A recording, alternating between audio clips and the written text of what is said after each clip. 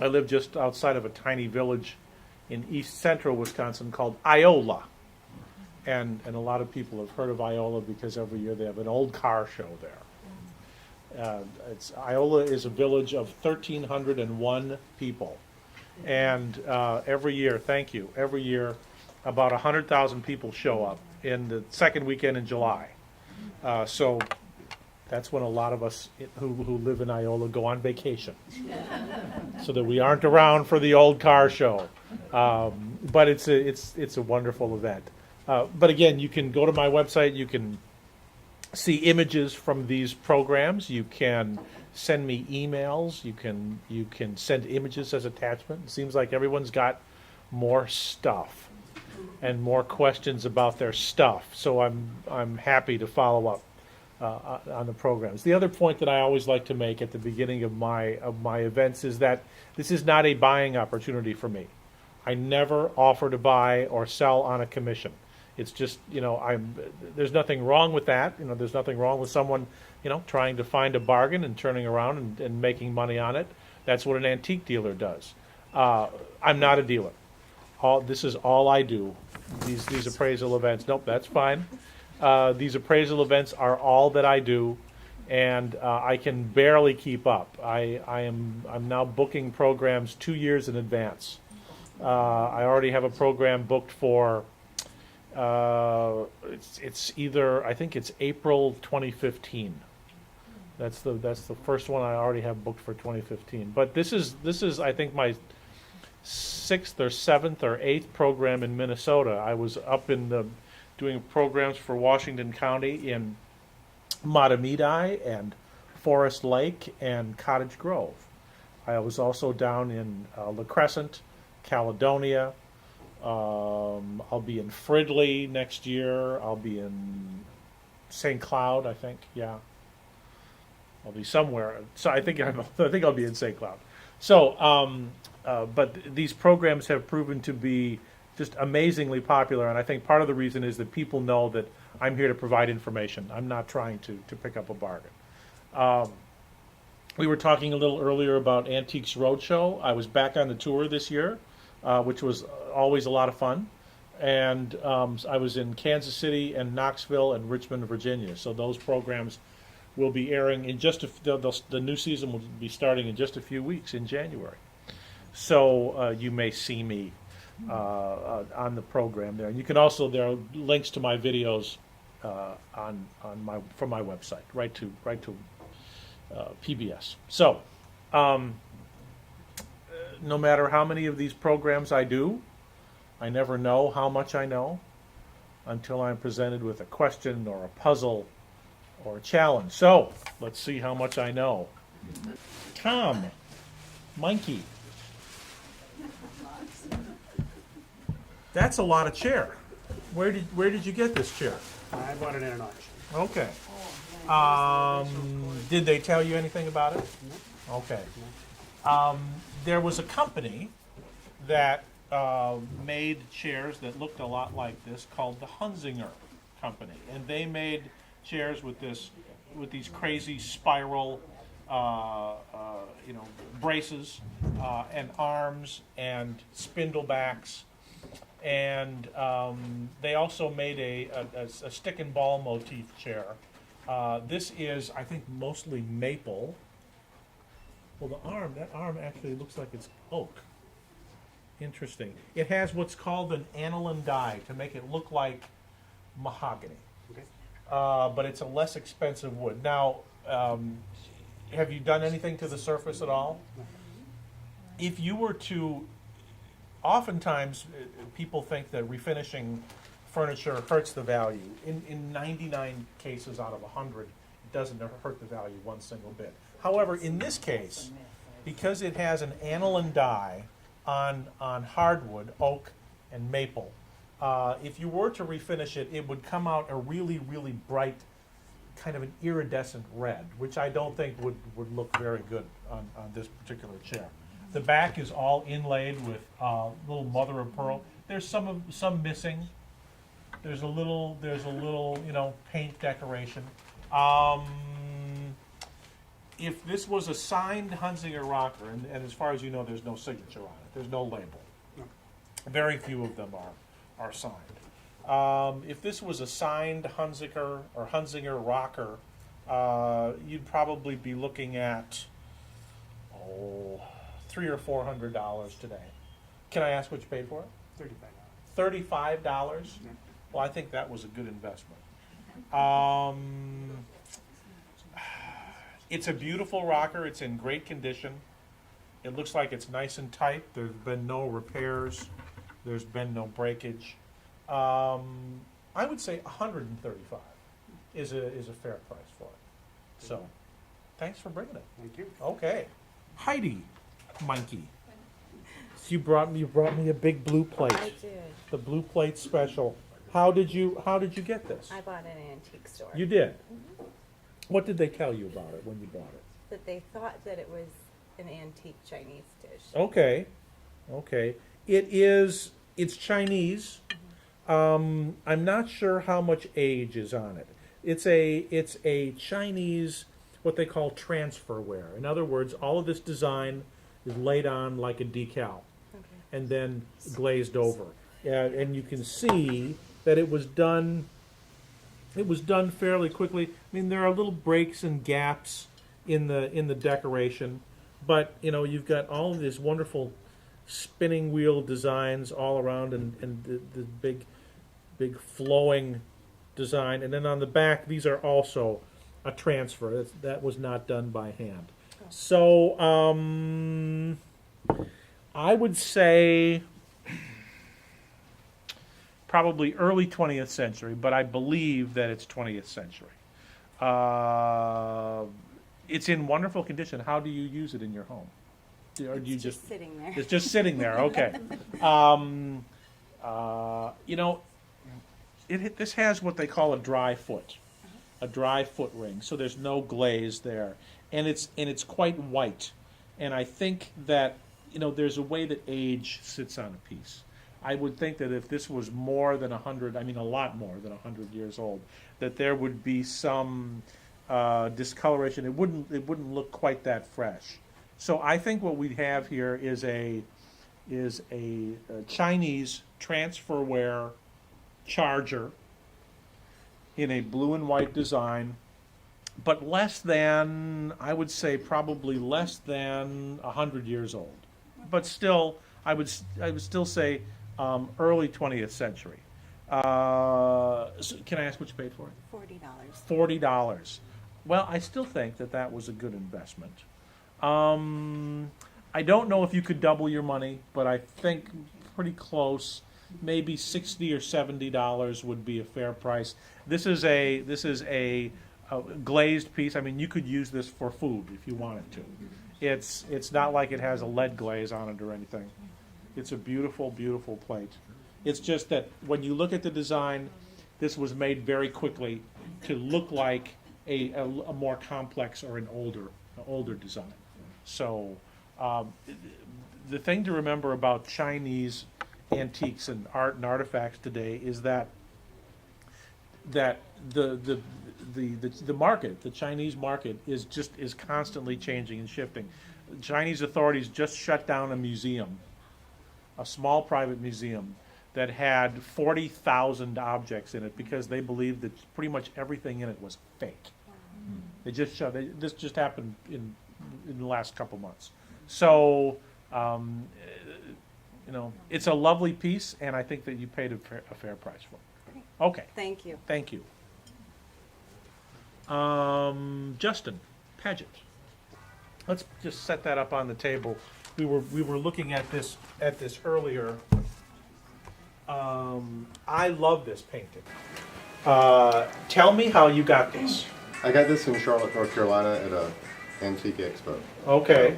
And were they other examples of Russian art there? The dealer dealt primarily in Russian art. Okay. Now, and you've got some information. This Yep. is That's the artist. Vasily Kuzmik Komolov, and his wife is Paulina. She's also recognized art. Very much in the Soviet school. I mean, these people these artists were given very little leeway. They were working within a system of creating these. This is mid 20th century, isn't it? Is it 50s? Is it 50s or 60s? 1968. 68. Perfect. Absolutely. I love the impasto, which is the weight of the paint on the canvas. It's very, very thick and very, quickly applied, but applied with great assurance. I love the palette. I love everything about it. It's just a really, really wonderful painting. Is that kind of what you saw in it too? Now you had The heavy mentioned, detail. yeah, you had mentioned that this is on a very it's It's on a very- board. It is it board or is Yeah, it it's canvas? board. Okay, and there's a little crack down here. That's very, very minor. I wouldn't worry about that. There's a good, I mean, if at some point you wanted to take it to a restore, that would be an easy repair. It doesn't need to be cleaned. Can I ask what you paid for it? Either 250 or 600. I'm not sure which. Okay. Well, I It was a can. package deal. I can tell you that if you paid $250, that is about right for some of Komalov's paintings. And I'll show you here just to compare because his work is so distinctive. And he often does landscapes.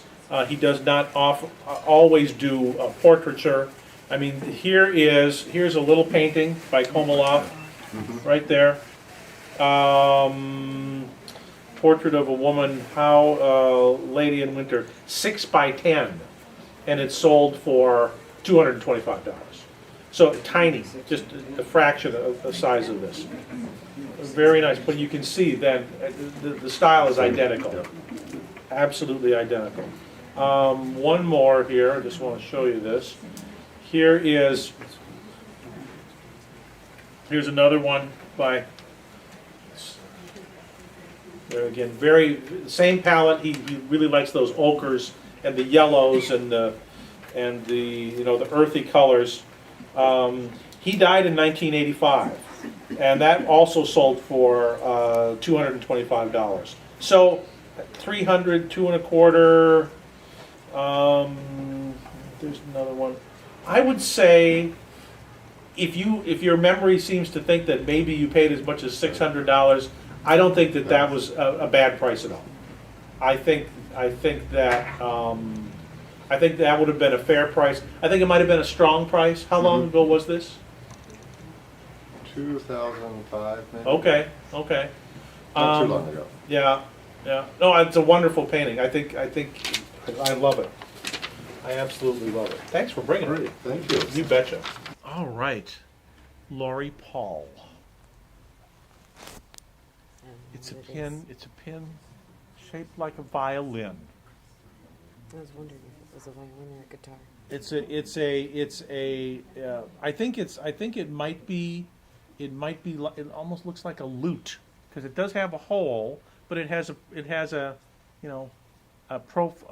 profile of a violin. Mm-hmm. Interesting. Actually, it looks like Paul McCartney's Hofner bass. Is what it looks like. Yeah, that's what it is. There you go. So how did you get this? I think it might have been my grandmother's. I found it in one of her old jewelry boxes. Okay, it's marked Spain. That's what I think it's copper and with enamel. Now the enamel decoration here on the top, what they would do, enamel of course is just powdered glass, and they mix it with lavender oil, and they just very carefully paint it right on there. Who's they? The craftsmen who make these. Oh, Yeah. This looks fairly contemporary. I mean, could it be 1950s or 60s? yeah, or older. Yeah. Yeah. I'm not sure. Yeah. There's a way that age sits on a piece, and I'm not sure that this has age much greater than that. Although the clasp, yeah, could be, but it was clearly made in Spain for the Western market because it says Spain rather than España. So it wasn't for domestic consumption. Do you ever wear it? No, No, you should. I didn't know if it was Yeah. worth anything. Yeah. Well, I mean, you know, what's it worth? The thing is with costume jewelry, if it's marked with the maker's name, that there's a market for it. Unmarked costume jewelry, and I mean in this case, beyond saying that it's made in Spain, it's tougher market. I mean, I think if you saw this in an antique shop, it would probably be $15 or $20, something like that. So, it's a lovely little pin, though. Okay. Thanks for bringing it. Thank you. Okay. Helen Bauman. That's pretty. Whoa, that's okay. No harm done.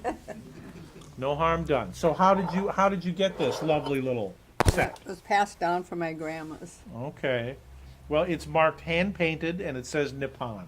And I think anyone who's familiar with Nippon porcelain could spot that a mile away.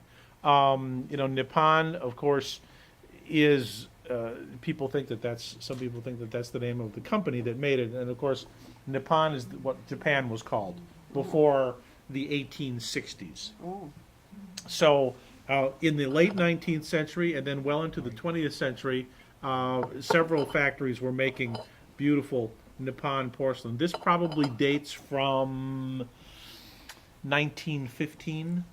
Does that make sense in terms of when it might have come into your family? it could have been. Okay. I don't know. Gilt with raised decoration. Anytime you have Oriental porcelain or pottery that has a raised decoration, then you can feel it. That's called moriaga. It's just a generic term that refers to a raised design on Oriental porcelain.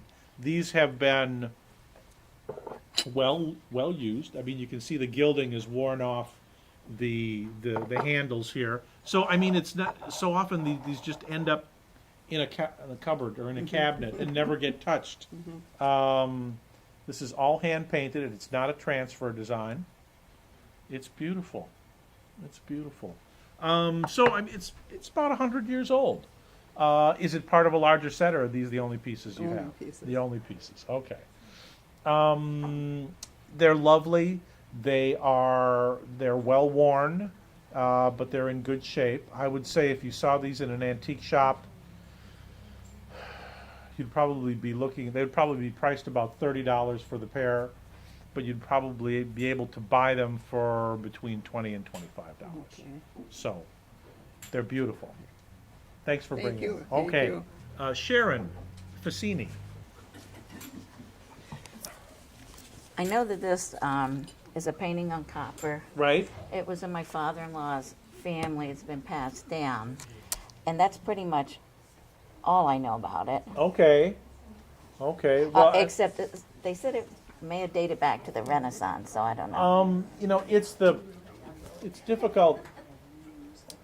It's difficult to tell because the Renaissance painters did paint on copper, Okay. and you know this would have been a popular subject for them. It's the legend. There's a legend of someone bringing the fruit, a bird that brings the fruit to and I can't think of what it is, but it's from mythology.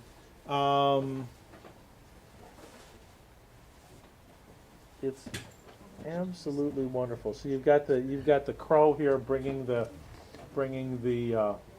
fruit to the starving man. It's profoundly dirty. It would benefit from a good cleaning. Okay. And let me just see the back there. Okay, yeah, you can see copper plate. Having said that, it's anonymous, but I really like it. I think that it. I don't know if it's Renaissance era. I don't know if it's 600 or 700 years old. But Okay. it's. I think it's the work of they would consider it an old master painting, a little study. So. Factoring in the cleaning of something like this would be pretty straightforward. You wouldn't have to touch it up, but I'll bet you would. I think you would be amazed at what you would find underneath all this dirt and grime. Hundreds of years of dirt and grime.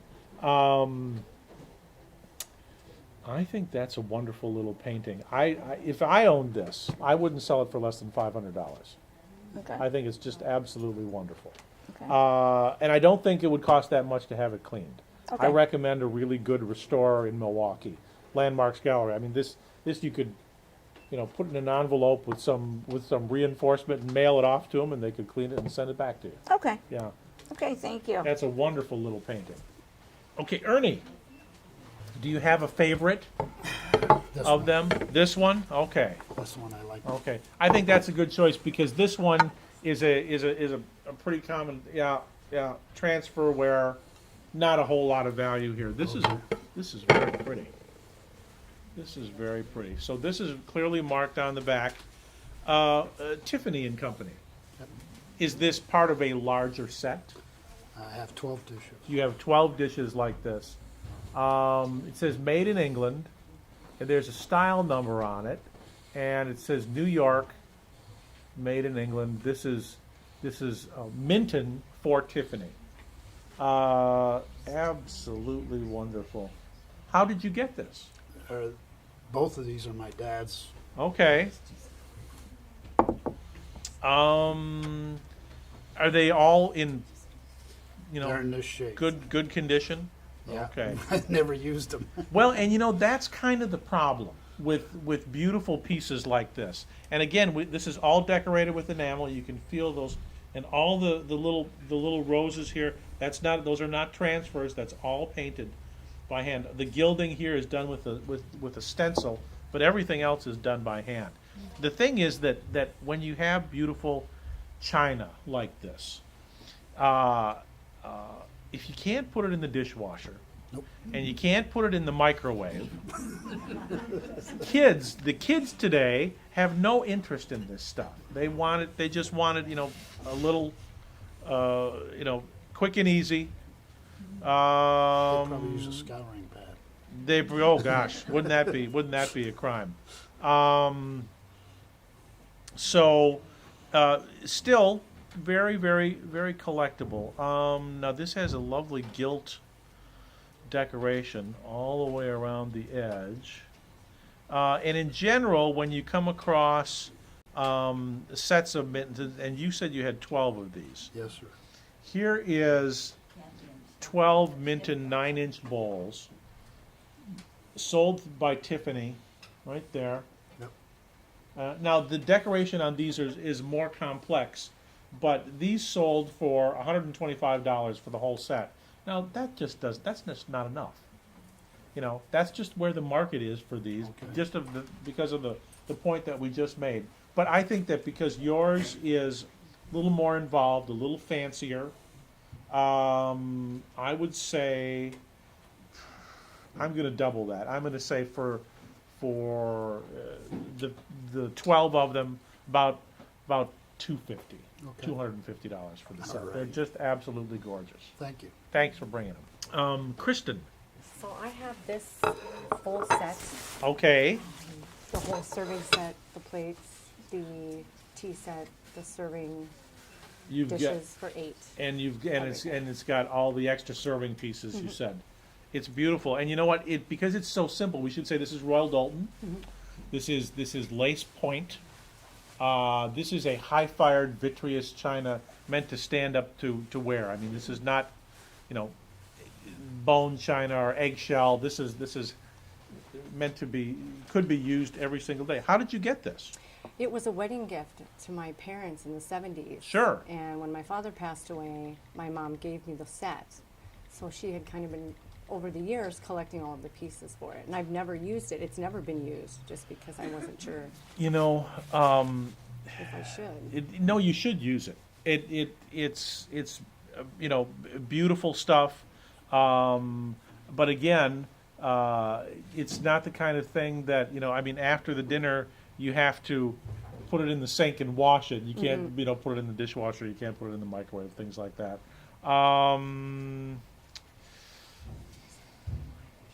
Yeah, absolutely beautiful, and in wonderful condition. And because it's so simple, because it's so plain, it's actually a lot more adaptable, a lot more popular today. I would say. So you've got a service for 12? For 8. Oh, for 8. I'm sorry. I would say probably $300, $400, somewhere in there. I think that would be a fair price. But use it, let it, get it out now and again. And, next week, Thanksgiving, that's a perfect I time. thought about that. Yeah, I would. I absolutely would. Because, again, otherwise it just ends up sitting in a cupboard or in a box, and no one gets to use them. Yeah, So, that's what it's been happening. They've Yeah. just been in a big tub, so. yeah. Thanks for bringing them. Thank you. Okay. Pete, Otto. Good. Let's turn it around. Let our audience at home look at it. So, how did you get this? Neighbor lady of mine needed money really bad, and Okay. I just gave her some money to help her out. Oh, well, that was nice. These little, shadow box shrines were very popular. Late 19th and early 20th century. This probably dates from about 1890. You could order these through a catalog. Some of them have the crucifixion. Some of them have the Holy Family showing, Jesus as a young man. Some of them show the Nativity. And again, these were, used. They were basically home shrines. The fact of the antiques trade today, and really for some time, is that objects like this that have a religious connotation, when looked at from a monetary standpoint, are considered a tough sell. So you helped the woman out by buying this. Can I ask what you gave her for it? $20. $20. I think that was exactly the right price. I think that was a very fair price for it. It's about what you would see it for in an antique shop today. You might see it for more, but priced more. But in the antiques trade, there's the talking price, and there's the walking Right. price. And until it walks out the door, you can talk all you want to Yep. about what it should be worth. And I think the walk-in price for this was $20. I think that was exactly right. Yep. Okay. Thanks for bringing it. Yep, thank you. Okay. Ted Byrne. Epiphone guitar, semi-solid, and I bought it in about 1961. And I think that Epiphone was sold to Gibson, if I'm not mistaken. Yeah. I don't make them anymore. So do you play this? Well, I have. Okay. It's a beautiful thing. It's just it's got this wonderful, sunburst top. It's got the double cutaway. And 61 was a very good year for these.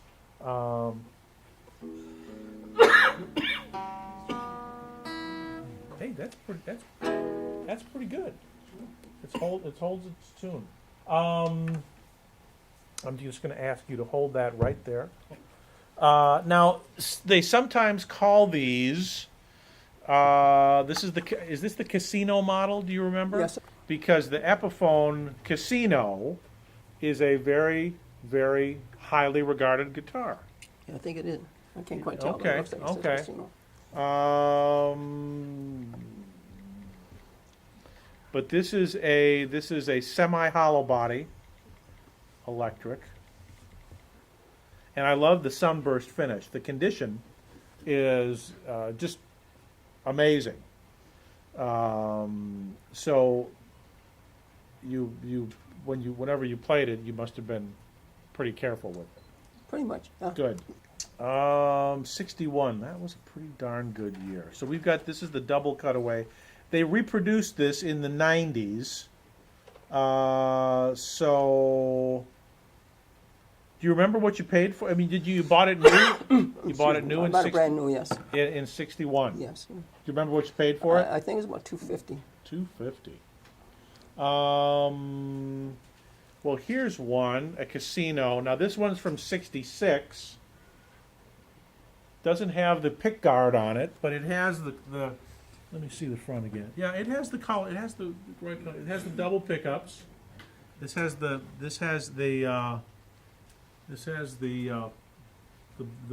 bar on it, which yours does not have. It seems like the cutaways, this is a little smoother and those are a little sharper, it looks like. Yeah, possibly, but it's still a Casino. That one sold in 2011 for $1,600. And if you look down the line here at all the casinos, 1,400, 850, 850, 1,800, 1,000, and this is just going back 2 or 3 years. So I would say at least $1,000. I would say it's a beauty. Thank you. Thanks for bringing it. Now, Ted, there was also a Victrola listed here. Yes. It's mahogany. It's a beauty. And that's the way it was when I bought it. Right, the one door on the vent missing. So it is a Victrola, absolutely. Now it looks like there was some pretty significant damage done here on the inside. And it was that way when you got it? Yes, it was. I wonder what the heck they were Yeah. trying to do. So I decided, yeah, I just don't know. Unless there was some kind of venting over the speaker, and that's what this is. This is the speaker. So this is a mahogany Victrola from right around the turn of the century. Does it work? Oh, yes, it does. It does. It's fine. And so you've got the reproducer, and you've got a needle for it, and it's all good to go. Got some Okay. records over there if you want to hear one. Well, sure. We could crank it up here.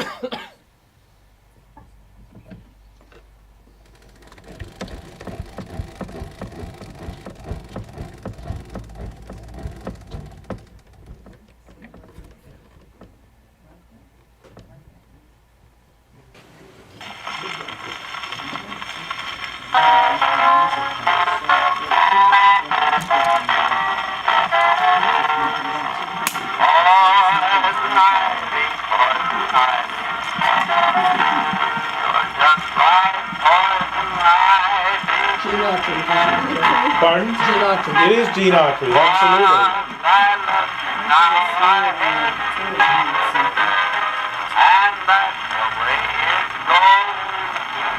I think that's enough from Gene. So how did you get this? I bought it from a neighbor. Just wanted to get rid of it. Okay. And so you bought it from a neighbor, and what'd you give him? Can I ask? $25. $25, and it was just in this condition when you Exactly, bought it. yes. Okay. If it was in mint condition, working order, it would be about $175 to $200. This one has had some significant changes done to it. But I'm still gonna say $75 to $100. I think Sold. Sold. Okay. We'll have an auction right now. Okay, Carrie, done. Little bowl. That is a pretty groovy little bowl. Yeah, it is. How did you get this little bowl? Well, it was actually left in the back of a cupboard of a little log cabin I lived in Washington State 40 years ago. Okay. And I took it with me, and it's been with me ever since. It's bronze, and it says it says that it's African, and it may be Egyptian. It has these stylized fish around the top. It also has a scorpion, which is interesting, which makes me think that it's there might be something relating to the desert. How do you use this? I have always kept little things in it, paintbrushes, Sure. and glitter, and whatever. I'm Sure. an artist, so it Sure. sits on my drawing table. It has a wonderful tactile quality to it. It's got a nice soft patina, very worn. I think it's trying to look older than it is. I think that when you found it, I don't think it was terribly old. I think it's definitely 20th century. It's odd that it has these very stylized fish forms all the way around, and they're crudely done, but then all of a sudden, out of nowhere, there's that one scorpion, which is just in the bottom, also textured. It's very nice. I think that it's the type of piece that someone would have brought back as a souvenir from visiting North Africa or the Middle East. I think today, if you wanted to buy this in an antique shop, $30 to $40, something like that. It's a lovely little bowl, but I think it's definitely trying to look older than it really is. Even It- even at the time that it was Yeah. purchased or whatever. Right, Yeah. right. Yeah. It's a lovely thing. Yeah, I love it. I've Yeah. always been curious about it. Yeah, it's beautiful. Thank you. Sure. Okay. Thank you. It's time for Gail Finn. Finny. Look at that. So, yeah, if you want to put it on the table so everyone can see it and the boys with the cameras can see it well. It's a very pretty picture of a little girl. If you look at it very closely under a magnifying glass, you'll see that the image is made up of a very fine dot pattern. And I'll show you here. You can look right underneath. You can look very, very closely. I don't know if you can see that. It's made up of a very tiny dot pattern, and that's the hallmark of a photomechanical print. So a photomechanical print is a picture of a picture. So they took the original painting. This looks like it's something from the French Revolution. And they photographed it in such a way that it could be printed on a printing press, run off in large numbers. And because of the medium, because of the way it was produced, well, sometimes on Antiques Roadshow we talk in code. Okay. One of the code phrases that we use is, well, it has decorative value. And that means that if you want to display it in your home and enjoy it, that's wonderful. Just don't expect to make a lot of money on it. It's a wonderful photomechanical print that you had. It was in the house, right? Yeah, in my parents' house, Is and I it- don't know if it's one of my relatives or Right. whatever, but it does have this on the back. Then is that What does it say? Master Hair by Sir Joshua. Yeah, Sir Joshua Reynolds was the original painter, right? Okay. Joshua Reynolds was the leader of the very traditional British school of painting. okay? And he kind of dictated how all the other painters should paint. They resented this, and so his name was Joshua Reynolds, and they called him Sir Sloshua because he thought he used up too much paint, and so the whole thing. yeah, especially the pre-Raphaelite painters who were just a bunch of punks, and then they wanted to. They thought that they should be much more natural Sure. rather than this kind of idealized work. So, very pretty picture, not a great amount of value. Thank you very much. Okay, thank you, Cindy. Cindy Z is next. Look at this. That's me. What did you bring me? I brought you some kind of a little vase. Okay, it's very, very pretty. It's very pretty. And it's very clearly marked on the bottom. Again, it's a Nippon. So, but this is in a very kind of a Moorish design. It's again the same era, very early in the 20th century, probably 1910 to 1915. It's an absolutely gorgeous little piece in wonderful condition, and at least 100 years old, I would say. Very nice. Wow. It's interesting to note that it's not symmetrical. I mean, in this side they've got 3 little bellflowers, and on that side they've got a 4-petal flower. That's an $80 vase. Wow. Yeah, it's just gorgeous. My son rescued that from a box that relatives were going to throw out. It used to belong to a great Aunt Loretta. And it was in a box that was going, and my son pulled it out of there. Good for him. So, thank Good you. for him. Thanks for bringing it. So, hi. Hi. Aha. Oh. My goodness. So there's one. What's in the other box? This is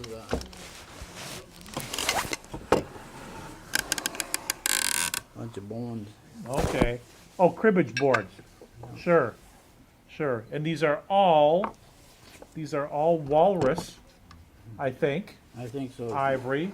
How did you get these? My uncle lived in Alaska most of his life, and then he passed away. So then I got him. This is a wonderful. I mean, this is a big walrus tusk, and it's decorated all over in very, very fine scrimshaw design with Inuit scenes of they're drying. You can see things drying skins. There's a whale. There's various fish. Here's a sled dog, a sled being pulled by dogs. It is just absolutely wonderful. And then these two pieces are a little more touristy. This shows a kind of a fish form cribbage board, and there's one with the seal, kind of like a harp seal on there. So, but the big tusk is just absolutely gorgeous. Let's see. So you have these beautiful, clearly custom-made boxes. Do they stay in the boxes? I just made the boxes a couple of months ago. Oh, okay. Absolutely gorgeous. Is there any locations? In other words, do you know specifically where these might have originated? No, he lived up like in Fairfax, Alaska, most of his life. Okay. Here to compare, there's a couple of cribbage boards. See, the designs are very common. It's got the little seal head there. I mean, there's a walrus tusk that's also been made into a cribbage board.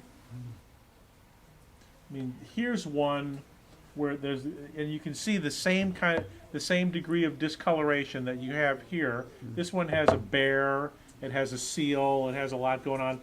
These pieces are just maybe a couple hundred for the pair, maybe a little bit more. This one, that's a $500 tusk.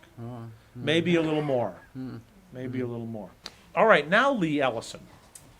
Sorry I'm late. But that's okay. We were snowing talking out about there. you. Holy moly. That's heavy too. That is heavy. Yep. That is a fabulous presentation piece. How did you get this? My husband inherited it from his uncle.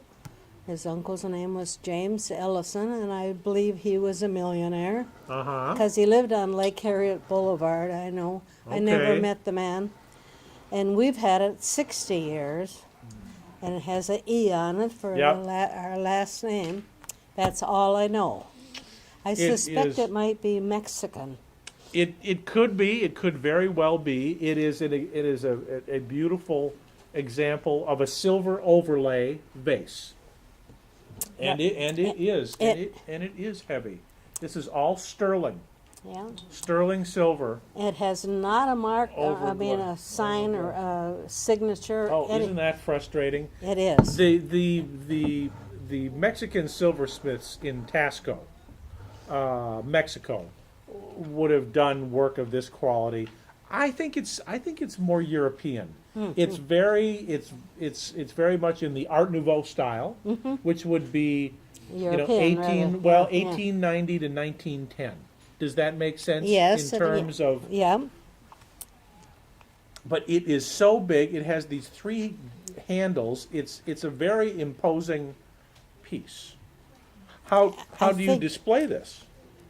Standing in my china closet. Okay.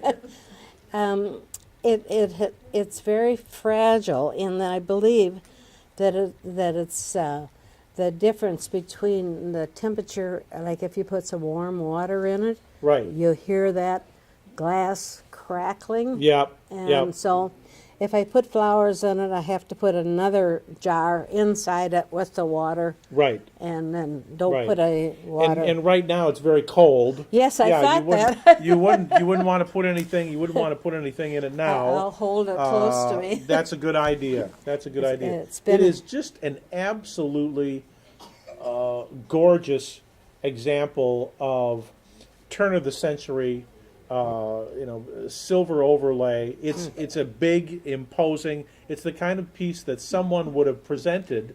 I think that it may be a presentation piece in honor of service or work or something like that. Could be. It's a one of a kind piece.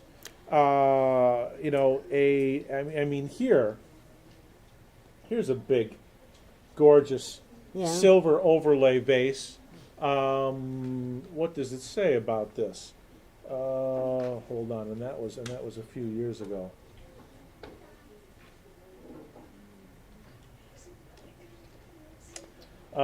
Silver overlay with tapering sides, clear glass with an amber strip at the base.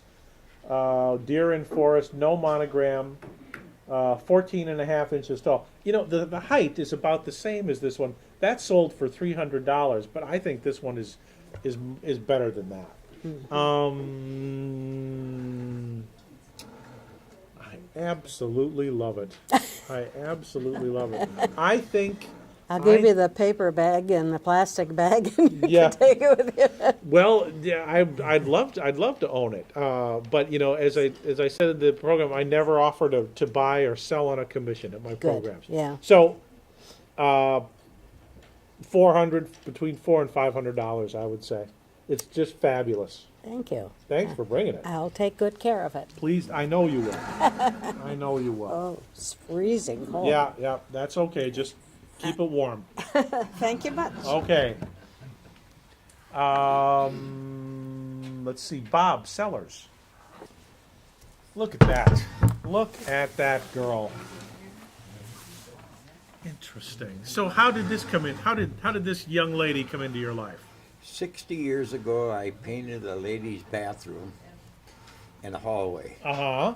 And they were using it for a doorstop. And Really?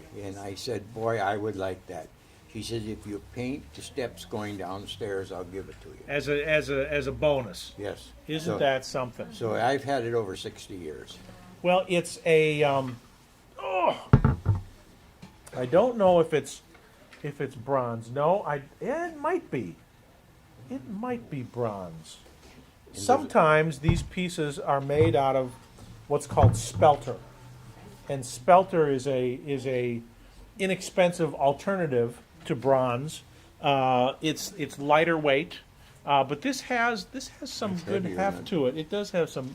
The name is on there, but I never could read it. And it looks like it's BETLI.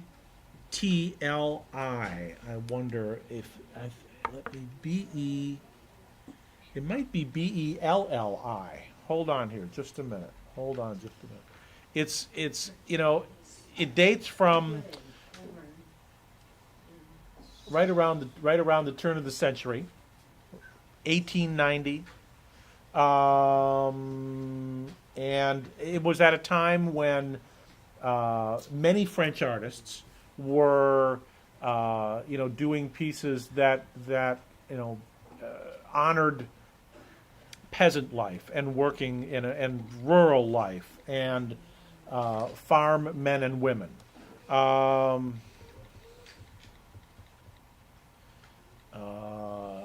this is an example of that. I love the way she just sort of got her arm resting in the crook of that little hay fork. Very, very nice. I think it's bronze. I don't think it's spelter. Spelter is lighter weight, and it's also very, very easily damaged. And this one is in just fabulous condition. Hold on here, just a minute. If it's bronze, and I think it is, I think you're looking at about $450 to $550. I wouldn't part with it for less than that. I think you'd see it for much more than that in an antique shop. Yeah, I would say right between $400 and $500. It's fabulous. Is that name on there? Is that the mill, or is that where it was made? Nope, or is that's that the name of the person who made it? That's the artist's name. That's the artist's name. There would be a mark somewhere else, and then there may be one that I can't see. There should be a foundry mark. that would give the name, but it's French, without a doubt. So that was a nice bonus, I think. I think so. That's the best money I made on that. Is job. that right? Yeah. Good. Thanks for bringing her. Okay. Let's see, Carmen Olson. Polish artist. Uh-huh. Canelba, 1879 to 1960. That looks very, very, I think it is Canelba. So how did you get this? I went to a garage sale real early in the morning, and the lady that came to help the lady were sitting there talking, and they said, this neighbor girl brought over, I wouldn't have ever noticed this, Uh-huh. but they said this neighbor girl brought over a painting, and she asked me to sell it for her, and I just told her to set it there. Uh-huh. So I looked for it, and I saw it, and I thought, that looks like something.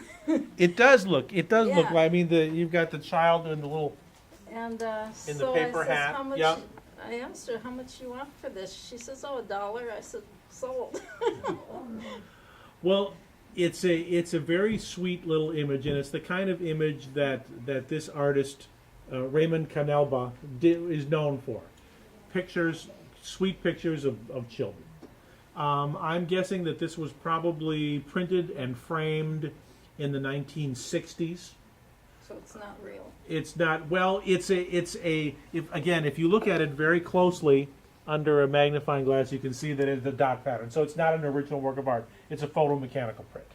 But the other thing that I was going to say is, if you look at the edge of the mat, right here, all the way around, see how it's started to turn brown? Uh-huh. That's a sign of what's called matte burn. And matte burn occurs when you have a mat that is not archival. It has a high acid content, and it will discolor the medium, whatever medium is underneath it. In this case, paper. Now, while you were talking about Canelba, I was also looking up some other of his images here, and there he is. Yeah. There's a little guy right there. So what does it say about it? Raymond Canelba. This was actually sold by a Polish auction house. So of course everything is in 1897 to 1960. It says it's an offset print on paper. It's sold for 1,100 zlotys. I don't know, and that was in when? That was in, how long ago was that? That was in September of last year. So if you can find out what the exchange rate is on a Polish zloty, it's an offset print, just like this one. It's a photomechanical print. Wow. So I think that $1 investment is worth a big pile of zlotys now. Whatever the exchange rate is. You say 1,000? 1,100. 1,100? 1,100, yes. There you go. All right. Okay. That was fun. Christy Hollow. What do you have here? Ooh, that's pretty cool. So, what do we know about this? I just want to turn it right here and make sure everyone can see it okay. This wild and crazy painting. What do we know about it? My grandmother got it in Toronto, probably in the 70s. Okay. And I looked up Alec Cohen, and he's English, and that's all I know. Okay. So, A. Cowan. So, and who was Norma Jarvis? Was that A friend of hers. Oh, okay. Okay. They wrote her name on the back. 1508. Wainwright. Interesting. City Lights, $175.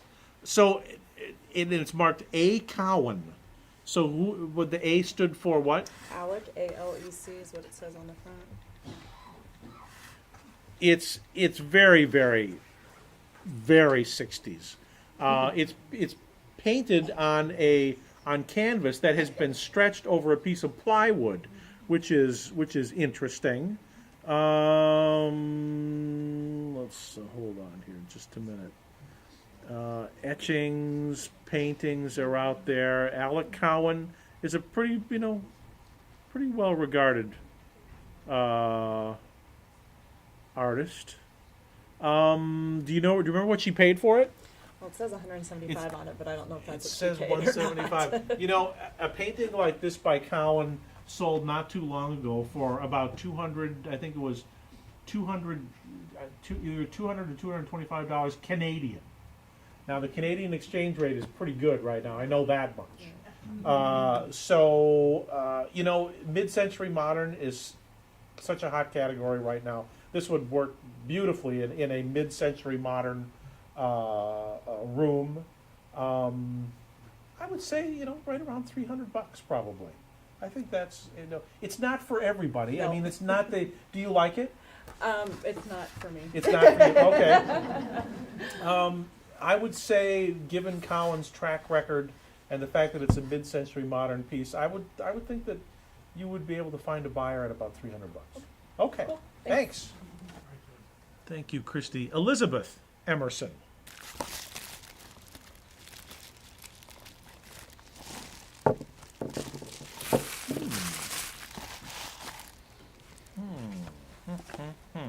Well, I mean, it's Ganesha. How did you get this little figure? Well, it is from my grandfather's Okay. estate. He passed away in April, and my dad discovered it when he and his sister were cleaning out the house, and it was in this little Tupperware, but the paperwork indicates that he spent a lot of money on it. Really? It's supposed to be ruby zoisite. I don't know, zoisite. Okay. Zoisite, and then it's 1,902 carats. And he bought it from someone in Canada. Okay. And he bought it 6 years ago. So. Okay. Well, ruby in zoisite, perhaps. Yes. Well, first we should say that this is the elephant god Ganesha in the Hindu mythology,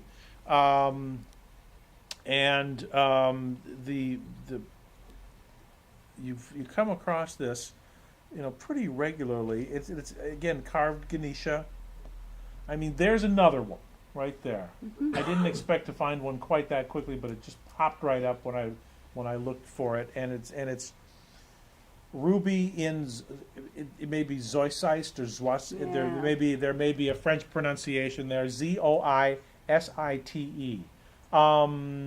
Now, when you say that the paperwork indicated that he may have paid a lot for it, are we talking over $1,000? Yeah, we think he got swindled. Okay. He was 86 at the time that he bought it. Okay. And he didn't tell anybody. Okay. So we're looking for confirmation of that. Well, this piece actually was offered at auction with an estimate of $1,500 to $1,800. So now, but there's no one. They don't give any. It must be a contemporary piece because there's the name of the artist here. Then this was portrayed as an antiquity. No. Yes. I think that we can all agree that this is not an ancient piece of carving. So perhaps from that standpoint, he was misled, I think. There's a way that age sits on a piece, and this has all the hallmarks of a contemporary, decorative object. Having said that, the work of this artist here,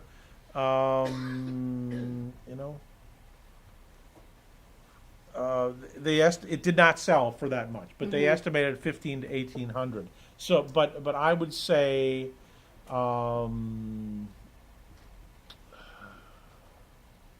as a decorative object, maybe $100, maybe a little more, a couple $100. It's a lovely thing. It's not what it purports to be. Right. It's newer. So, but there are people out there who value them quite highly, and this is I think it's worth a little more research. Yeah. Okay. Yeah. Great. Okay. Thank you. Thank you so much for bringing it. My first Ganesha. Thank you, Elizabeth. Al Johnson. That's a pretty thing. Well, I don't have any idea of where it comes from, what it's worth, or what it is. Okay. Well, it's a bisque vase, almost certainly German. How did this come into your life? Well, during World War II, I was in Odessa, Russia, and the city of Odessa had a bazaar, a huge gathering of all the things that the Russians had taken from places they had conquered. Yep.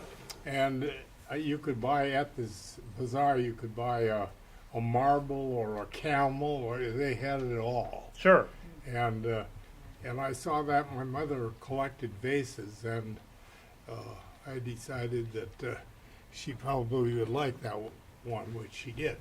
She did. So this belonged to your. You brought this home for Mom. From Russia, yeah. Oh, that's nice. It's nice. Again, it's a porcelain bisque with, in the style is it's kind of emulating Wedgwood jasperware. Jasperware has these dusty green blue bases with this white overlay. This decoration you see here was actually sliced off and then laid right on, so that and it's a water nymph. You can see the cattails and water lilies and everything around the back here. Very, very nice. Right around the turn of the century, I would say, right circa 1900. It has a little bit of an Art Nouveau influence, but it's I think a little more like late Victorian. So, do you remember what you paid for it? Well, it didn't cost me very much, because when we went into Russia, they were not on the gold standard, so right. Their money was dollars were of no value. Right. And so they gave each serviceman $300 in rubles. Sure. And of course, as always, the crap game started. Of course. And I got really lucky, and good. And I won most of the money on our ship. So okay. I at the bazaar, I paid $1,700 in American dollars. Really? Equal to that. My goodness. But in my goodness. Well, it didn't matter to me, because if I had Russian rubles left over, when I left Russia, you wouldn't have nothing you could do with them. No value. Right. And you couldn't even spend them in a crap game. No. Well, you could do that. Yeah. Okay. $1,700. I think you would have a tough time getting that much for it today. It's a beautiful thing, but it is except for a style number on the bottom, it is absolutely unmarked. But I would say it's definitely German or Austrian, definitely turn of the century, in a kind of a style that is similar to what they call jasperware, which was made by Wedgwood. I think today, if you saw this at an antique shop, 300 maybe a little bit more.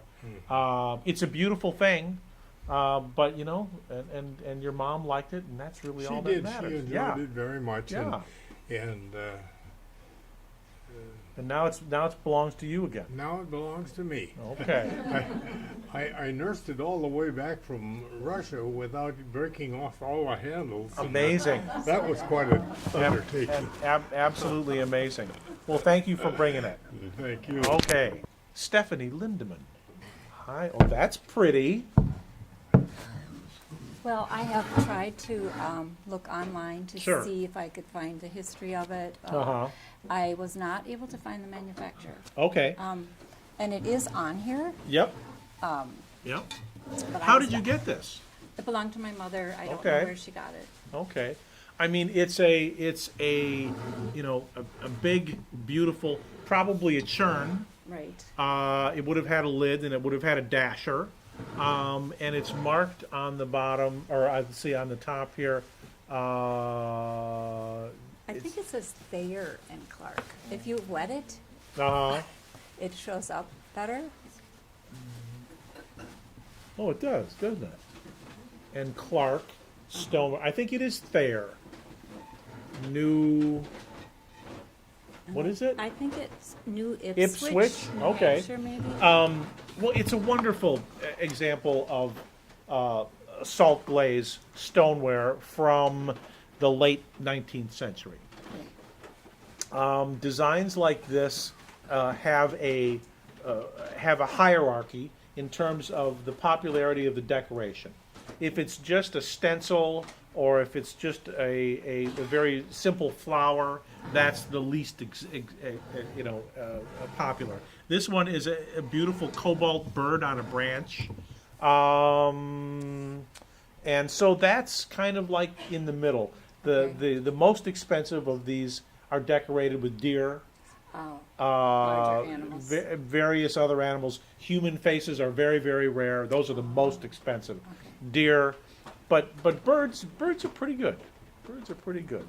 So, and I mean, when you think about how this was made, stoneware was really the first Tupperware. Everybody used stoneware for storing and foodstuffs, and also in this case as a churn. When this was made at a certain point in the kiln, when it was being fired, the workers would take handfuls of salt and they would throw it into the kiln, and it would vaporize and bond onto the bodies of the, and that's why they call it salt glazed stoneware. So let's just see here. I also was told to try to clean it and to dip it into a tub of bleach water for a day, and then put in fresh water and let it sit for the same amount of time.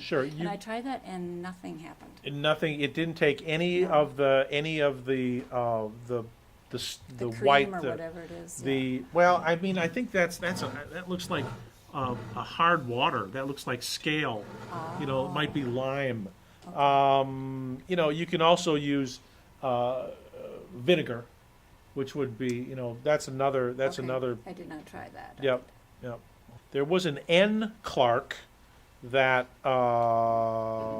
made pieces like this, but not. What does that say? It sure does look like Thayer, doesn't it? Anyway, there were, for instance, here is an N. Clark, and let me just see, because it does say Ipswich. Is the size of any significant value? No, I mean, this is a pretty standard size. Sure. Pretty standard size. Hold on here, come back. There are lots and lots of examples here of decorated churns. Now, for instance, here's one with a deer, beautiful deer walking in the trees, $1,800. Okay, and here's one of just a plain simple flower on a jug. Okay. $275. Let's find one with a bird. There's one. On a bird on a branch, similar to this one. Athens, New York. So this may have been even the same area. I would say, in today's market, which is softer for these pieces than it used to be, but I would say today, good condition. I mean, it's missing the lid, and there's some pock marks in the cobalt, but I would still say about $300, $250 to $300. It's a lovely example, and there are several Clarks out there. Given enough time, I'll bet we could translate that, figure out exactly what the name of the company is.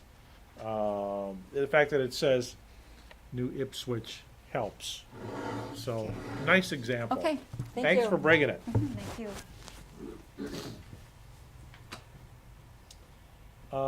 Ann Peterson. Hi. My dad's always collected books most of Okay. his life, and this is part of a set. These look like handmade books. So, can I open this? Sure. Okay. I want to be careful. Oh, that's the back. That's the back. He bought them in the early 40s. Yep. Yep. So most of these look like it's in German. It's dated 1829, and it's an ex-library in the library of R.A. Peterson. That was him? That's him. Oh, what a great! Instead of an ex libris, he's got it stamped in there. Very interesting. So a lot of these are religious texts. Do you know this mentions? It looks like Goethe. Do you know what the text is about? No, I Okay. don't. He bought them in New York City for 10 cents a piece. Really? Back then. There is a website that I use for looking up information on old books. Okay. And I'm always happy to share this because it's a really good resource. It's called abebooks.com. ABE like Abe Lincoln. Okay. Books.com. And it's a worldwide network of sellers of used, rare, and out-of-print books. That's what it looks like. It's free. Okay. You don't have to register. You don't have to do anything. You just go there and search. And you can search by author, by title, and by keyword. Now these are handmade books on handmade paper. Looks like some of the pages still need to be Right, split, cut, yeah. and that's quite common for this era. And it says Philip Melan, M-E-L-A-N. Let me just see if we can find this here. M-E-L-A-N-C-H-T-H-O-N. I don't know.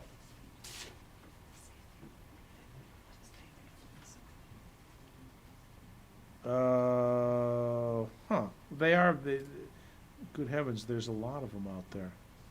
Great evangelical preachers of yesterday, including this guy whose name I can't pronounce.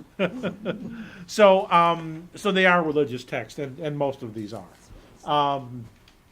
Now, because ABE is made up of retailers, I tend to think that their values are kind of high. Okay. But what they have that I find very helpful is that they have really detailed condition reports. So you can compare the condition of your books with the condition of the books being offered on the website. Now we know that this book is dated 1829, and when you put that in there, it comes back with 23 results.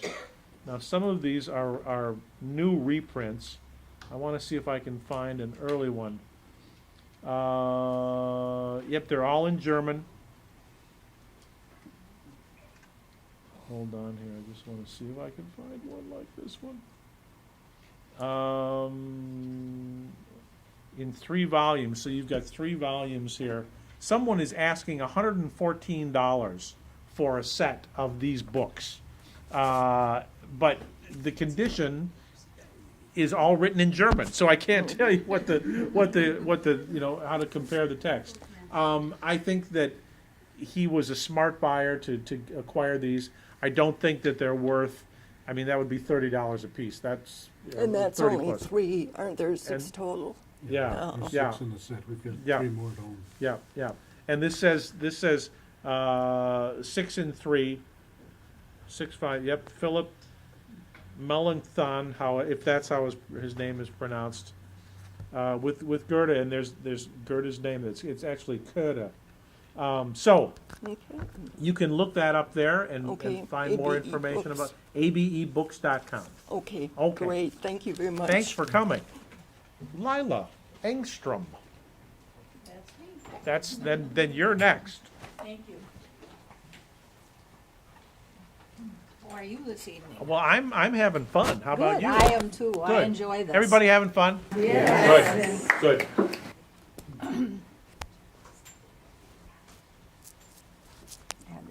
feller's wrapped up. Okay. Oh, look at that.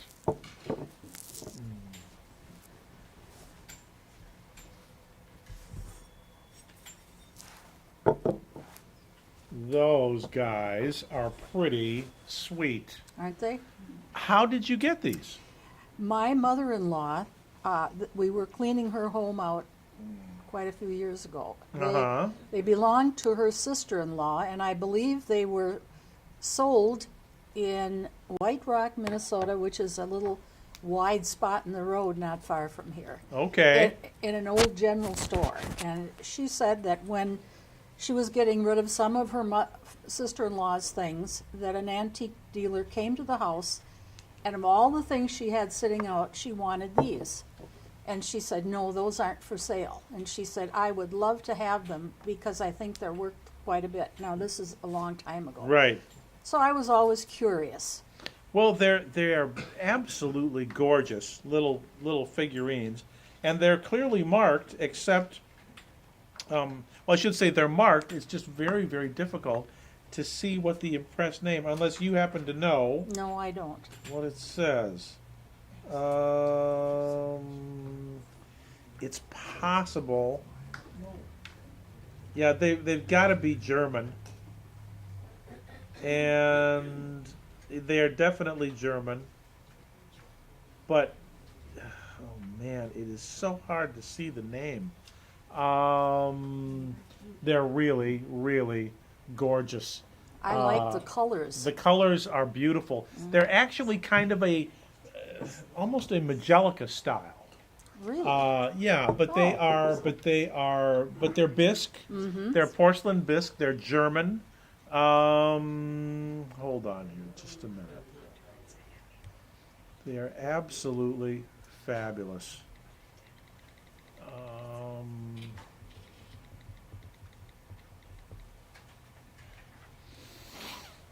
The date would be right around 1900. And this was actually one of a series. Oh. So, let me just see here. Let me just see. They look an awful lot like those guys yes, right they there, do. don't they? Now, this guy is holding the bat out in front of him, and I think it might actually be a wooden bat. This one, he's resting it on his shoulder. German bisque, which is that. Oh, Hubach. That's interesting. Hubach was a doll manufacturer. Oh, okay. Yeah. The brothers Hubach. So you find them in different poses. Look at those guys. That's Look cool. at that guy. Yeah. Hubach is the name. Okay. So let's just open this up and see what it says. One picture with right finger loss. It's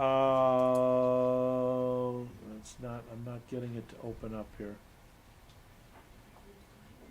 Missing bat and small chip on base. Well, I mean, those were damaged. These are perfect, right? These two guys sold for $1,900. Oh, well. Well, really. Now, they're kind of all over the map. We know they're German. We know they're Hubach, and we know they're early, at the turn of the century, maybe early 20th century. This one, I really like him a lot. Oh, isn't that Isn't cute? that great? But look at the bases. They're on these rocky bases. $450 for the one. There's two of them. The one on this one on the right sold for $600. This one sold for $150. So they're all over the place. They are absolutely all over the place. And these two sets right there were offered in May and August of this year, and they did not sell. So what does that tell us? What's the bottom line? I think they're fabulous. I think they're probably worth, at a minimum, a couple $100 a piece. Okay. But they are just totally cool. Well, I love them. Oh, don't you? Yes, I do too. Yeah. I absolutely love them. But now, yes, we know that there are other figures out there, different poses, different I wasn't uniform. aware of that. There you go. Yeah. Okay. And then could you just take a glance at my bracelet? My mother bought that for me in 1954 in Phoenix. Uh-huh. And I think the turquoise is especially nice. It's a very, very nice a sterling probably, but I don't see any mark on it. There is no mark on it. And if it's not marked sterling, it's probably coin silver. Okay. Yeah, very nice. Probably 40 or 50 bucks. Okay. Okay. Yeah, thank you. Thank you. That was Lila. Thank you, Lila. You're welcome. Judy Forsman. Oh my, look at that.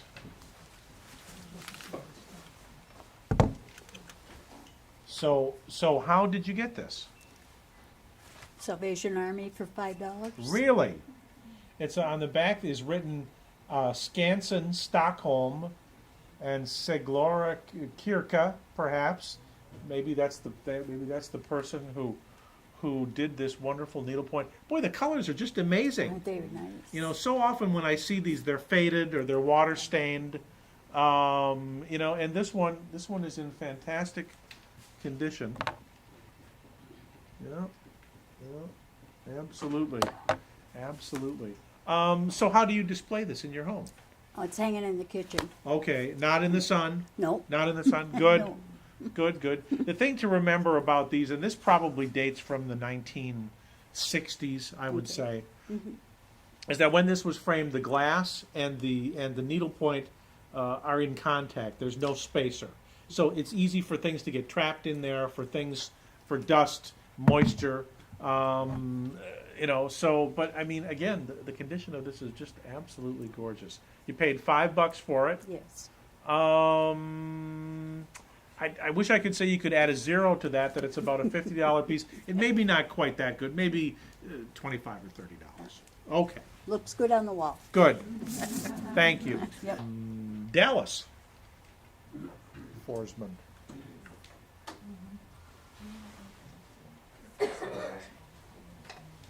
Little butter press, I believe. There you go. Yep, that's exactly what it is. There you go. So this one is a flower. You know, as a category, country antiques has really taken a hit. I mean, in the 1980s and early 90s, you know, Country Living magazine would come out with these lush photo spreads and have all these beautiful, you know, objects to decorate your home with, and now they don't have those anymore. How did you get this? At an auction, McGregor, Minnesota, about 40 years ago. Okay. So you just bought it all on its own? Right. Okay. You know, the decoration can have an impact. These kind of, you know, the plunger style are the most common. If you found a lollipop one, they're a little bit more special. For instance, here's a whole grouping of them. Just the press itself. There's the sheaf of wheat, and another. The whole collection of these sold in April for $150. So about $40 a piece. So what'd you pay for that? Do you remember? I don't know, was it 12? $12. You could double your money. Good. Thank you. Okay. And to round off the second hour, I want to make sure I have this correct, Heidi. It says the library has a naked lady. Yes, that's true. It's not me. Okay. This program is rated G. So, what did you? Oh, the contortionist. The contortionist. Oh my goodness, because she's been sitting over there. She has. She's Very, we very have her common. Posed in many different ways. I'm sure. So, how did the library get this poor unfortunate woman? Well, it's not sure where we actually got it. Jenny, do you know? No, I don't know. But it's been, I know we've had it for over 20 years. Well, I don't you know, think so. It looks like the work. Actually, it looks like the work of a Rochester artist. Oh, okay. Chuck Gagnon. Is Chuck. it a Brandlin? I thought it was a Brandlin, Heidi. I'm not aware. Is there a mark on it anywhere? I have tried not to look. Oh, come on. Now, wait a minute. It's right there. Where is it? It's right there. There it is. It is Granlund. That's what I thought it was. Granlund. Okay. Well, let's see what we can find. Yeah, he's my famous sculptor. Well, you know what? I never noticed that. There you go. All And it's these got years. it's 1980. Okay. So, you know, it's got a few years on it here. Let's just see.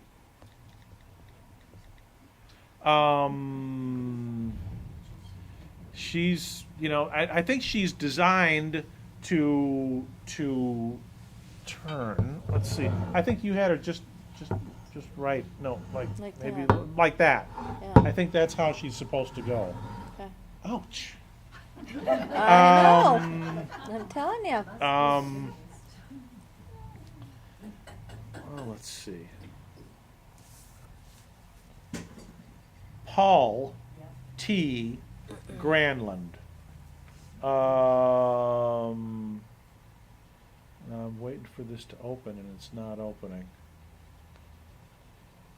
Well, I think that's her, Yeah, or something similar. Yeah. No, that's a different pose. Uh-huh. She's got her hand behind her head, but she's so Paul Granlund, female nude. 4 years ago, $425. So I mean, there's another one here, $275, and another one $2. Okay. You know, there's a much simpler one, not nearly as accomplished, and then this one there. Those are all by Granlund. So I would say, you know, about $400. Oh, There you go. All right. Find her a comfortable spot. I will. I'm very careful about lifting her. Okay. Cindy Molnar has a painting. All right, let's turn it around so everybody can see it.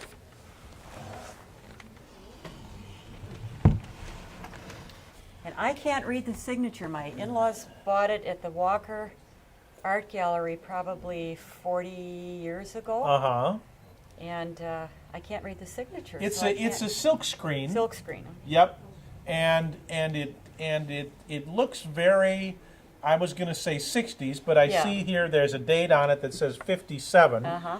And Robert, I don't know. It could be Huck. It looks like H-U. It might be H-U-C-H. Hard to tell. But it's very, very. We saw a piece like this earlier. It's very mid-century, which means that it's a very popular category right now. Yeah. Mid-century modern. You know, it's every time I see something like this that has that you know, with a name that it's close to something that I can see, and you know, you're not really sure. Yeah. I wish I had half an hour to sit and do some more research on it. But you know, honestly, I think that this is the type of piece that you can just take on its own merits. It's a very much in the mid-century style.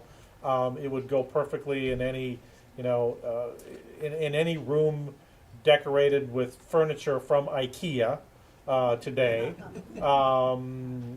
So, do you have this in your home? Yes. Okay. We have it in the living room, actually. Okay. Yeah. Okay. You know, it has a very distinctive palette. I mean, I think I like the kind of the sage and the kind of, you know, the very limited palette that it has. I like it. Do you remember what they paid for it? I don't know. Okay. They didn't know either, and I've never taken it down there to ask if they would. And I think, you know, again, given enough time, we could probably decipher the name. There's nothing on the back. No. Okay. There was nothing. I would say $400 to $500, and that's with knowing nothing about the artist's record. It's just, as a category, mid-century is very good right now. So I would say $400 to $500. Okay. Okay. Thank you. All right, Ray Meglick. Hey, look. Pretty nice. So how did you get the old gumball? This is from my mother-in-law. They Uh-huh. owned a store Oh, over in peanuts. Peanuts. Yeah. Peanut dispenser. Where was it? In Martell, Wisconsin. Okay. So it came with the store when they took over, and we've been just storing it at our house. And It's a this beautiful thing. Cast opportunity- iron. Cast iron. And it's in good shape. Yeah. It's in really, really good shape. Does the mechanism, as far as you know, does it work okay? I'm not sure. It looks might be a little Yeah, tight. it might That's be a little okay. tight. I didn't- because didn't people, touch it, so, it's really just a a decorative object today. Yeah. But it's still got the decal there on the globe. The globe is absolutely the original one.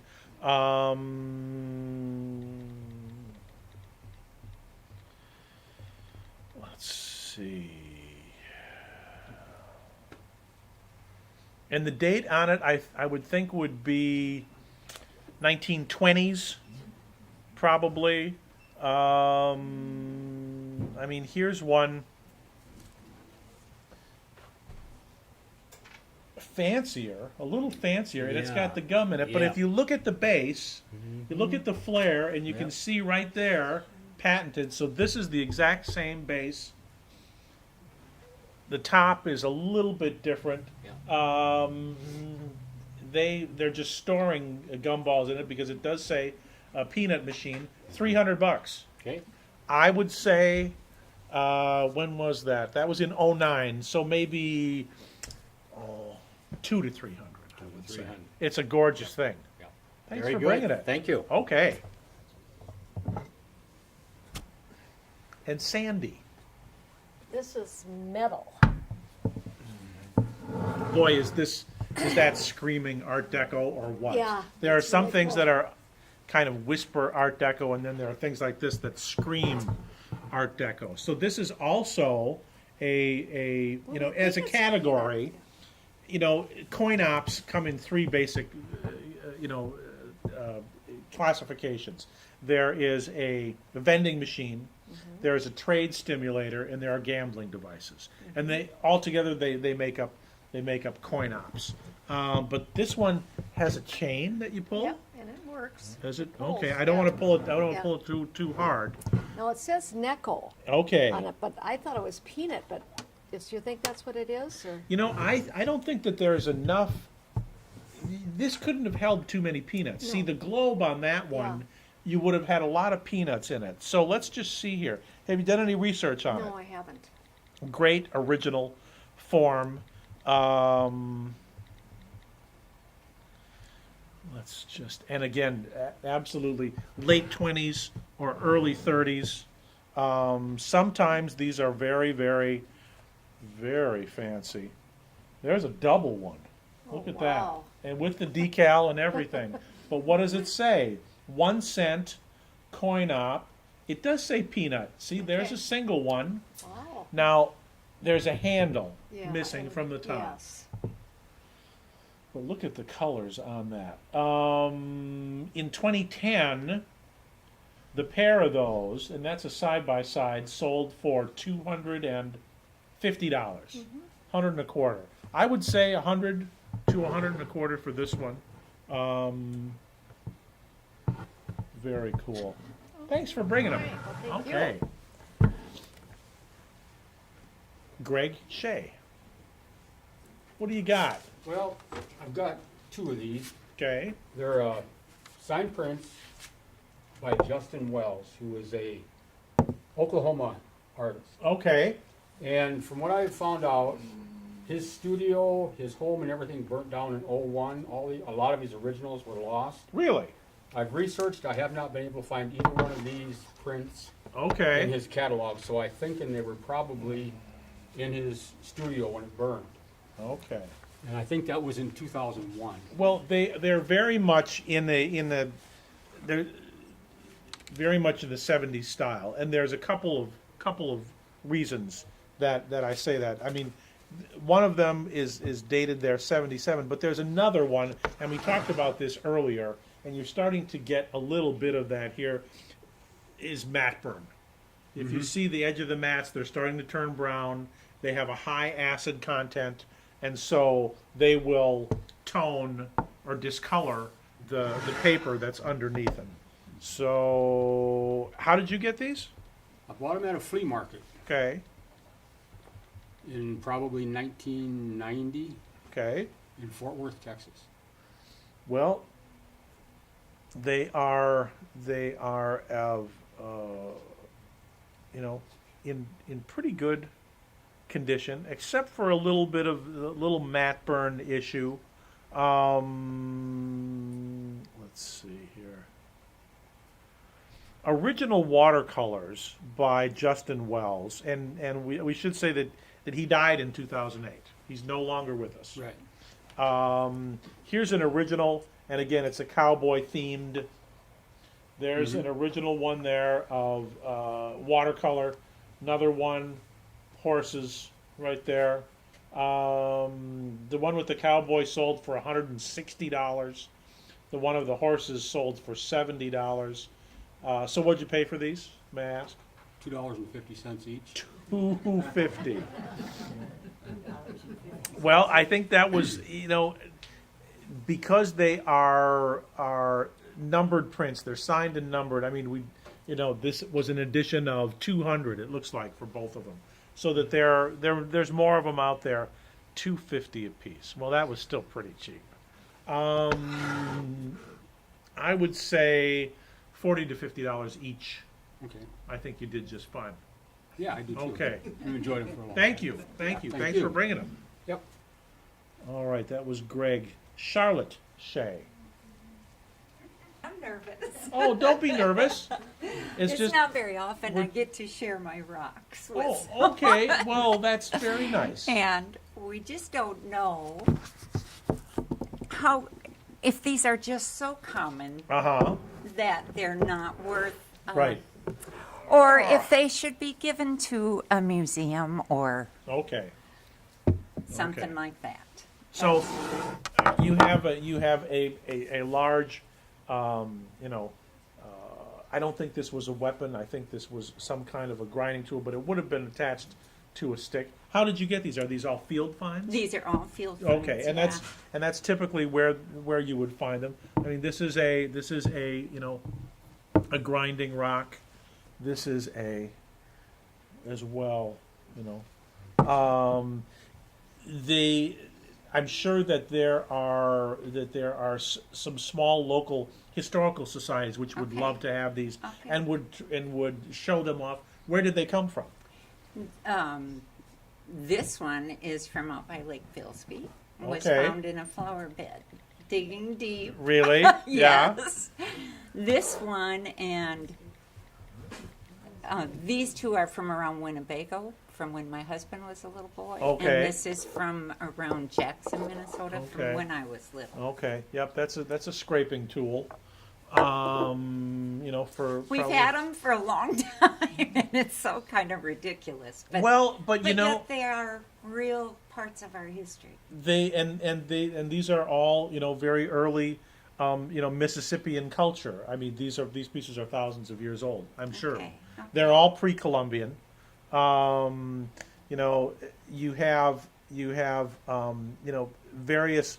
For instance, here's a collection of various grinding tools right here that has a scraper, and these just sold at auction 2 weeks ago for $190 for the whole set. I mean, there's one right there, $70. Again, that's a grinding tool. There you go. Very similar to this one. $140. So there's a market for these pieces. Again, there's a couple more. I heard once that it's important to archive where they're from. Yes. And typically when you see pieces like this in a collection, they'll have a little paper notation on it saying who found it and when. So that's very helpful. This is a beautiful piece. Well, that's what we've always thought. We Yeah. love rocks, though, so we don't know if we're just. Yeah. No. I think it's a beautiful piece too. But you're right. You gotta love rocks. Yeah. So, I mean, in terms of value, you're probably looking at $200 or $300 for the whole grouping, Yeah. but if you can, if you wanted to, I would say that an institution that would really appreciate these would be the local historical society Okay. from the land where they near Where the they land where came they were from. found. Yep. Okay. Yep. Okay. Good to know. Okay. Because otherwise they just get lost in a flower bed. That's again exactly someday. And you hate to see that. Thank you. Oh, you're welcome. Thanks. Yes. Thanks for sharing your rocks. Yeah. See? Okay. Thanks. You bet. Val Swentick. We haven't seen much jewelry here tonight. So what do we know about this? Nothing. Nothing. It is a lovely filigree pendant and necklace. Late Victorian. How did you get this? From my mother. Okay. I don't know how she got it. It's decorated with enamel, and then this big stone. I'm not sure what type of stone that is. It almost looks like a kind of a pink turquoise. But the rest of it is decorative enamel. Very pretty. It almost looks like tourmaline. The market for costume jewelry is pretty good if it's marked. Unmarked costume jewelry is a tough sell, and this one I don't see any mark on it, but it's better than average casting, better than average manufacture, I should say. It's a beautiful, beautiful little piece. If you saw this in an antique shop today, $35 or $40, I would say. Okay. More than the Derby. Thank you. Okay. Hi. Hi. So these are your treasures. Well, actually, I found them either on the farm or recently in our garage. Okay. So I don't know. But I liked them. They are. I mean, well, this one, little handled tray. If this had belonged to my grandmother, this would have been full of dusty ribbon candy. Oh. Grandma thought we all liked ribbon candy. So she kept filling up the dish until it congealed into one giant ball of ribbon candy with a fine coating of dust. On top. This one has a very faint kind of a worn design, kind of scrolly kind of Victorian design. In terms of value, maybe $2 each. Okay. Okay. They're pretty. They are pretty. I'll have to clean them up. Do you know a good way? If you wanted to use them, if you want to polish them up, make sure you use a cream, not an abrasive paste. Okay. Okay. Thanks. All right. So Carol Stabner. Okay. Then we'll just very carefully unfold it. And it's a crazy quilt. In fact, we don't have to unfold anything more. No, Just- this is what I want you to see. Oh, you want to see? Oh, it's got ribbons. One. Okay. Minnesota State Fair. Oh, that's funny. And it's it's an advertising, actually, for Mahler Company Wholesale Wagons and Carriages, Harnesses, etc., St. Paul, 1885. Crazy quilts are one of the most common type of folk art that I see in my programs, and they are beautiful and colorful, but they always have this condition issue when it's the silk, and it's the silk ones that go first. Oh. They just fall to pieces, and so. But I love this here. Let's turn it around so everybody can see it right there. There's the advertising ribbon right there for the carriage manufacturer. So how did you get this?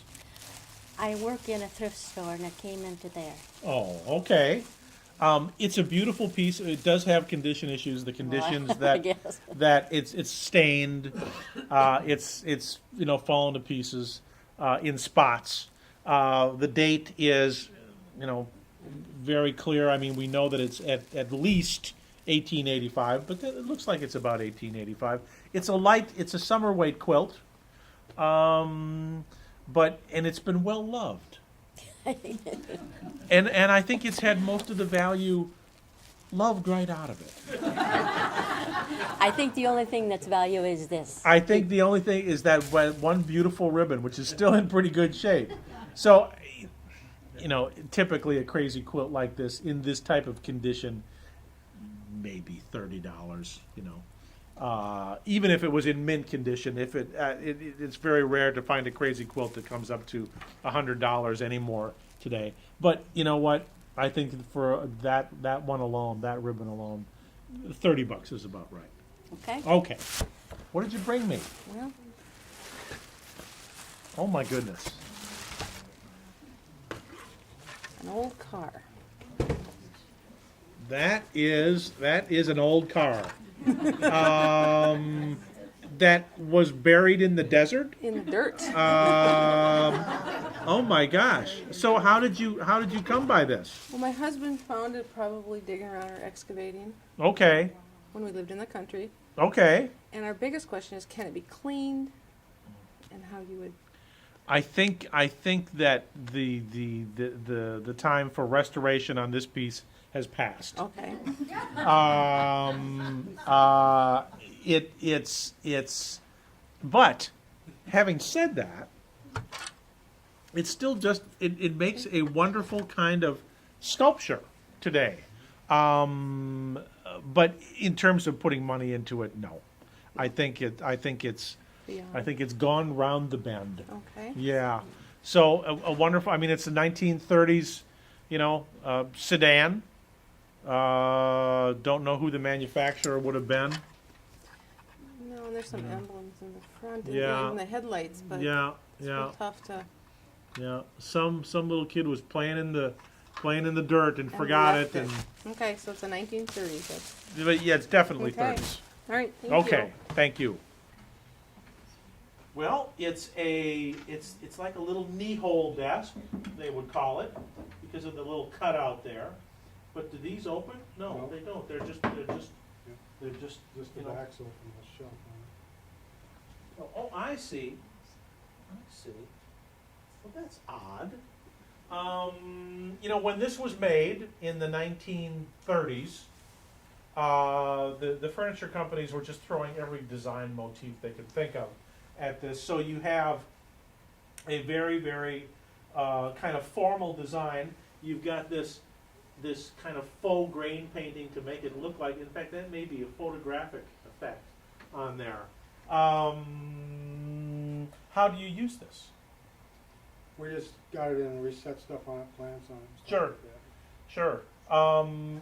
I think that's a really good use for it. It might have been a little writing desk. It might have been a little hall table. Might have been a little lamp table or a parlor table. The reason I asked is my grandparents are from Germany. Uh-huh. And they came from the East Coast traveling through, and they must have picked it up somewhere along the line. They could have. They absolutely could have. It's the kind of thing you think, is this something that I should refinish if you wanted to show it off a little more? I don't know that this is the piece. I mean, refinishing wouldn't hurt it, but in terms of value, if you could get $50 for this at a sale, I think you'd be doing very well. Okay. So, thanks for bringing it. All right, thank you. Okay. She bought this at an estate sale Uh-huh. for $100. Okay.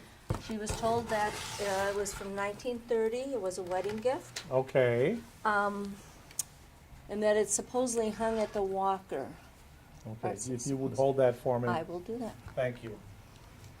So now you can see what we've been talking about in terms of matte burn. It really, really stands out here. You can see the edges of this. It's an interesting, pen and ink drawing. If it's an original drawing, it's hard to tell.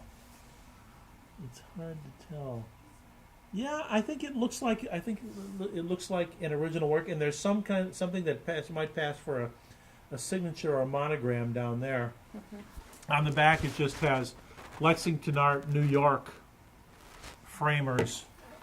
You know, it may have hung at the Walker.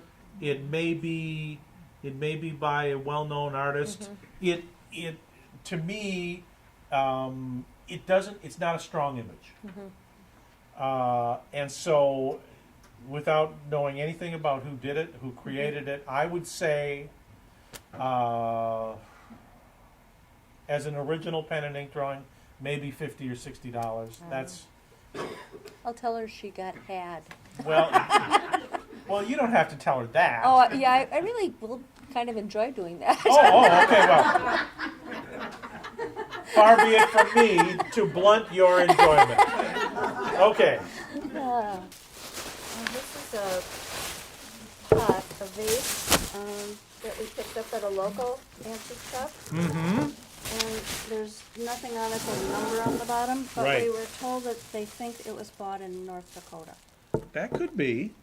I think that this is a piece of McCoy pottery. Really? Yes, from the 1930s, and I mean, all you have to do is look at Yeah, it to know. Before they put McCoy on the bottom. But they McCoy in the 30s was often using a number system. Okay. But you're right. In the 30s, they had a very distinctive McCoy mark. I like it. It's kind of a matte finish. It's just screaming 1930s. Can I ask what you paid for it? $100. I think that it might be difficult to get that for it today. How long ago was that? 6-7 years. Okay.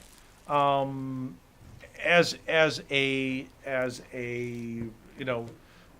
a remnant of the 1930s, it's a beautiful example. I think that $100 was a strong price to pay. To be perfectly honest, and again, I don't know if you could get that for it today. But it's a beautiful piece. If we could trace it, I mean, if it was found in North Dakota, if you were hoping that it was North Dakota School of Mines, is that what you were hoping? Well, thought Yeah. maybe. If it was North Dakota School of Mines, $100 would be a bargain.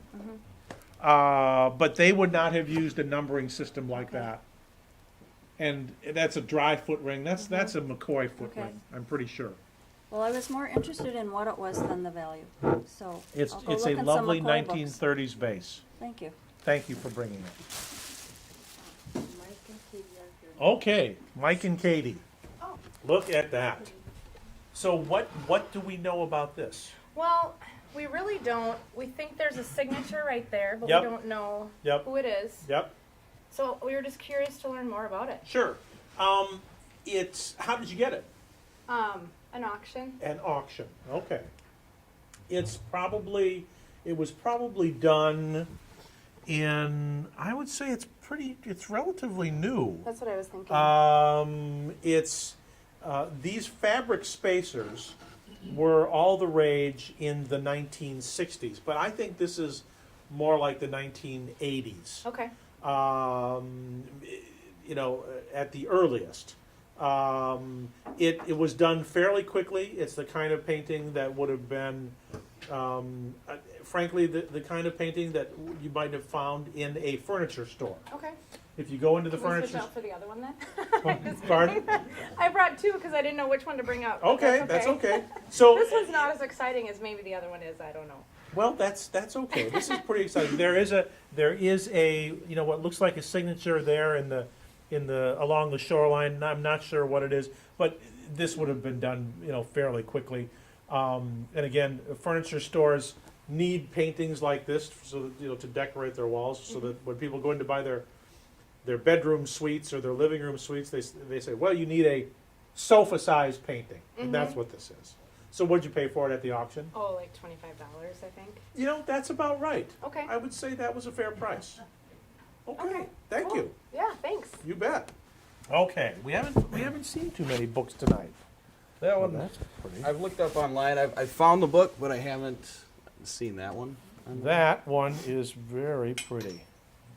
We were talking a little bit earlier about a website that I use for old books, and I'm always happy to share, information about that website, and it's called abebooks.com.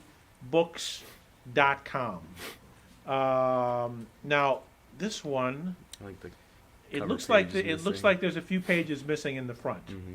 But it's Heman's illustrated landscape series of poets. Let me see. And it's got this beautiful little inset panel on the cover. I've seen just the plain Uh-huh. cover books, but I haven't seen the one with the enamel on there. So. Okay, well, let me just see here very quickly. Again, there's abebooks.com. So if you have a lot of books, this is a good website to use. Okay.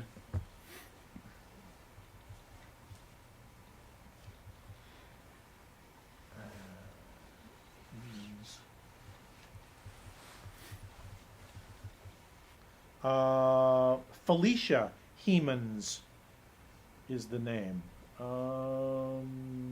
Let's see. I'm just trying to find one with this little inset piece on the cover because there's almost 1,000 of them that are listed here.